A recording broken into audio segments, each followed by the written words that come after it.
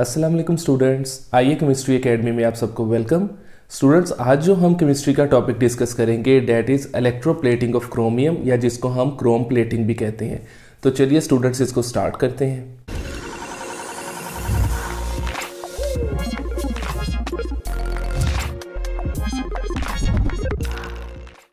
Students, electroplating of chromium या Chrome plating में सबसे पहले हम डिफाइन करते हैं कि इलेक्ट्रोप्लेटिंग होता क्या है। इसको हम इस तरह से डिफाइन कर सकते हैं कि deposition of one metal over the other metal by electrolysis. यानी हम इसको आसान लफ्ज़ों में ऐसे समझ सकते हैं कि इलेक्ट्रिसिटी को यूज़ करते हुए हम किसी एक मेटल को किसी दूसरी मेटल के ऊपर लेयर कर देते हैं। अब यहाँ पे ये प्रोसीजर करने का हमें एडवांटेज क्या होता है, तो हम लिखेंगे कि this process is use to protect metal against corrosion, एक ये बेनिफिट है। एंड सेकंड है and to improve appearances of metals. यानी हमारे पास अगर फ़र्ज़ करें आयरन की कोई मेटल है, उसके ऊपर हम गोल्ड की प्लेटिंग करवा देते हैं तो उससे जो आयरन है उसकी अपीयरेंस जो है वो बेहतर हो जाएगी। अब इसके बाद स्टूडेंट्स हम डिस्कस करते हैं क्रोमियम प्लेटिंग ऑन आयरन और स्टील के। अगर हमारे पास आयरन या स्टील है उसके ऊपर हम क्रोमियम की प्लेटिंग या क्रोमियम को लेयर किस तरह से कर सकते हैं। यहाँ पे कुछ स्टेप्स हैं, उन स्टेप्स को हमें फॉलो करना पड़ता है। पहला स्टेप क्या है कि जो हमारे पास लेट्स सपोज स्टील है, हम सबसे पहले उसको क्लीन करते हैं विद सैंड। और इसका फ़ायदा क्या होता है, to remove any stains from its surface. सबसे पहले सैंड से क्लीन करेंगे, उसके बाद हम इसको कास्टिक सोडा से वॉश करते हैं, फिर हम इसको वॉश करते हैं वाटर से।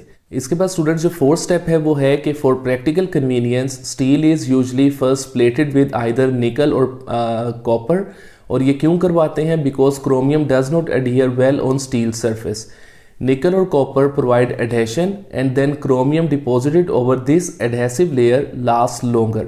तो ये इस वजह से हम पहले स्टील को डायरेक्टली क्रोमियम से प्लेट नहीं करवाते, पहले या तो कॉपर या निकल से हम इसको प्लेट करवाते हैं ताकि जब हम क्रोमियम उसके ऊपर डिपॉजिट करवाएं तो वो अच्छे से स्टिक हो सके, एडहियर हो सके। इसके बाद फिफ्थ स्टेप है कि construct an electrolytic cell from chromium electroplating. Students, electrolytic cells क्या होते हैं और उनकी वर्किंग किस तरह से होती है वो हम ऑलरेडी अपने चैनल पे इसकी वीडियोस लगा चुके हैं। अगर आपको इलेक्ट्रोलिटिक सेल और उसकी वर्किंग से रिलेटेड कोई कन्फ्यूजन हो तो उन वीडियोस का लिंक मैं इस वीडियो की डिस्क्रिप्शन में दे दूंगा, आप वहाँ से उसे वॉच कर सकते हैं। यहाँ पे अब हम देखते हैं फिफ्थ स्टेप को कि construction of electrolytic cell from chromium plating. अब ये जो इलेक्ट्रोलिटिक सेल मैंने यहाँ पे डायग्राम की शक्ल में बनाया हुआ है, इसको बनाने के लिए जो कंपोनेंट्स हमें चाहिए उनमें पहला है हाई वोल्टेज बैटरी, जो कि मैंने यहाँ शो की हुई है। इसके बाद स्टील का बनाया हुआ कैथोड। यहाँ पे स्टूडेंट्स एक चीज़ आपने याद रखनी है कि इलेक्ट्रोप्लेटिंग में आपने जिस मेटल के ऊपर लेयर करनी होती है उसे आप हमेशा कैथोड बनाते हो। तो जैसे हमने स्टील के ऊपर क्रोमियम की प्लेटिंग करनी है तो हमने स्टील को एज आ कैथोड यहाँ पे लिया हुआ है। तीसरी चीज़ है एनोड, जो कि यहाँ बना हुआ है एंटीमोनियल लेड का। एंटीमोनियल लेड क्या है, अलॉय है दो मेटल्स का, जिसमें से एक है एंटीमनी और दूसरा है लेड। और ये इनर्ट होता है, यानी ये खुद रिएक्शन में हिस्सा नहीं लेगा। ये जो इस रिएक्शन के दौरान इलेक्ट्रॉन्स जनरेट होंगे उनको एनोड से कैथोड की तरफ मूव करवाएगा। इसके बाद नेक्स्ट जो हमें कंपोनेंट इसमें रिक्वायर है वो है aqua solution of chromium sulphate with small amount of sulphuric acid as an electrolyte. तो जो इलेक्ट्रोलाइट हमने यहाँ पे लिया हुआ है वो क्या है, क्रोमियम सल्फेट का एक्वा सोल्यूशन, और उसमें थोड़ी सी अमाउंट में सल्फ्यूरिक एसिड इस वजह से ऐड किया है कि क्रोमियम सल्फेट की हाइड्रोलिसिस ना हो। तो स्टूडेंट ये है कंपोनेंट्स, और इन कंपोनेंट्स को इस तरह से मैंने इधर डायग्राम की फॉर्म में अरेंज किया हुआ है। और यहाँ पे इलेक्ट्रोलाइट मैंने आपको बताया हुआ है कि वो आयंस की फॉर्म में जब हो जाते हैं तो सोल्यूशन में आयंस की फॉर्म में मौजूद हैं। तो स्टूडेंट्स ये हो गई construction of electrolytic cell for chromium plating. अब हम इस सेल की वर्किंग को डिस्कस करते हैं। वर्किंग में हम क्या करेंगे कि जैसे ही हम इसमें से इलेक्ट्रिसिटी पास करते हैं तो जो इलेक्ट्रोलाइट है वो अपने आयंस में स्प्लिट हो जाता है। अब यहाँ पे हम इसको कैसे देख सकते हैं, हम इधर इस तरह लिखेंगे कि ये हमारे पास क्रोमियम सल्फेट है,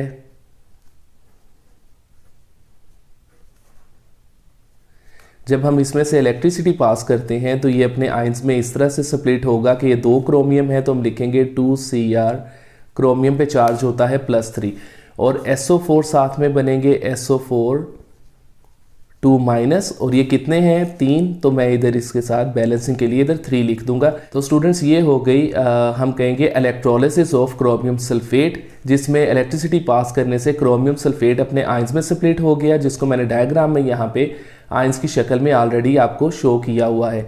अब जैसे हमने कहा था कि क्रोमियम सल्फेट का एक्वा सोल्यूशन यूज़ किया है, तो जब हम इसमें इलेक्ट्रिसिटी पास करते हैं तो जो वाटर है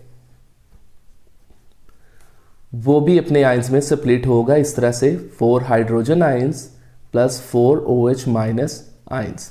ये भी मैंने यहाँ पे डायग्राम में शो किए हुए हाइड्रोजन आयंस और हाइड्रोक्सल आयंस। अब क्या होगा कि इन आयंस में से एक आयन जो है वो एनोड की तरफ मूव करेगा और वहाँ ऑक्सीडाइज होगा, और दूसरा आयन कैथोड की तरफ मूव करेगा और वहाँ पे रिड्यूस होगा। ये किस तरह से होगा हम देखते हैं। सबसे पहले रिएक्शन एट एनोड,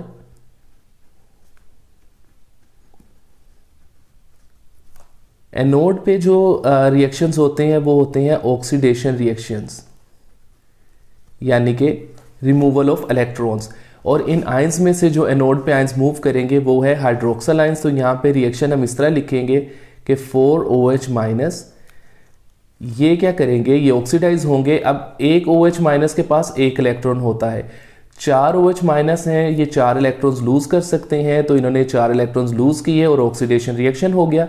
बाकी जो प्रोडक्ट बनेगी, अब यहाँ पे ये 4 हाइड्रोजन और 4 ऑक्सीजन है, ये 4 हाइड्रोजन 2 ऑक्सीजन के साथ मिलके बनाएंगे 2H2O और साथ में रिलीज करेंगे ऑक्सीजन गैस।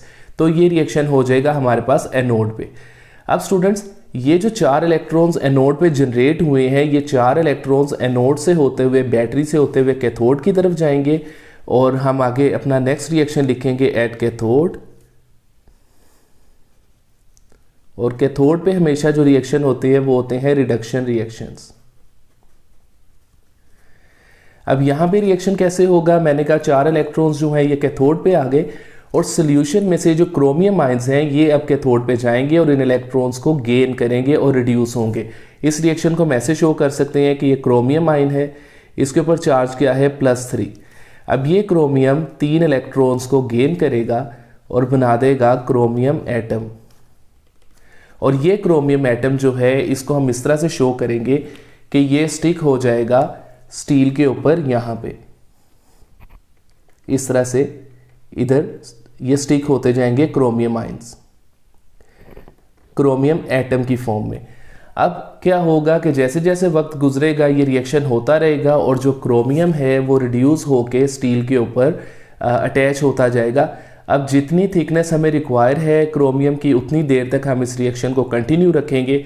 जब हमारी रिक्वायर्ड थिकनेस अचीव हो जाएगी तो हम इस रिएक्शन को रोक देंगे। तो स्टूडेंट्स इस तरह से क्रोमियम आयंस रिड्यूस हो के स्टील के ऊपर एडहियर होते जाएंगे, अटैच होते जाएंगे, और क्रोमियम प्लेटिंग का प्रोसेस जो है वो कंप्लीट हो जाएगा।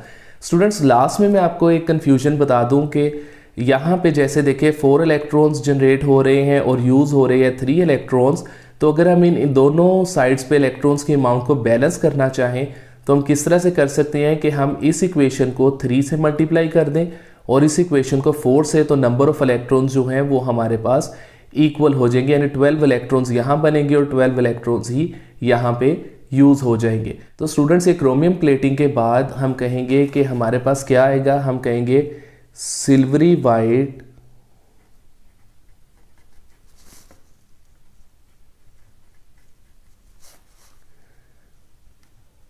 appearance of steel and it is corrosion resistant। ये हमारे पास आउटकम आएगा क्रोमियम प्लेटिंग करवाने के बाद। तो देखिए जो एडवांटेजेस थे इलेक्ट्रोप्लेटिंग के वो भी अचीव हो गए कि मेटल की अपीयरेंस भी इम्प्रूव हो गई और उसकी रेजिस्टेंस अगेंस्ट करोजन जो है वो भी इंक्रीज हो गई। तो स्टूडेंट्स ये आज का हमारा टॉपिक था। मैं उम्मीद करता हूँ कि आपको समझ आ गया होगा। फिर भी अगर कोई क्वेश्चन या कन्फ्यूजन हो तो आप हमें ऑनलाइन कमेंट्स में पूछ सकते हैं। आप हमारी वीडियोस को ज़्यादा से ज़्यादा वॉच, लाइक एंड शेयर कीजिए और हमारे चैनल आईए केमिस्ट्री एकेडमी को ज़रूर सब्सक्राइब करें ताकि हम इसी तरह ही नए नए लेक्चर्स और वीडियोस के साथ आपके सामने हाजिर होते रहें। अल्लाह हाफिज़।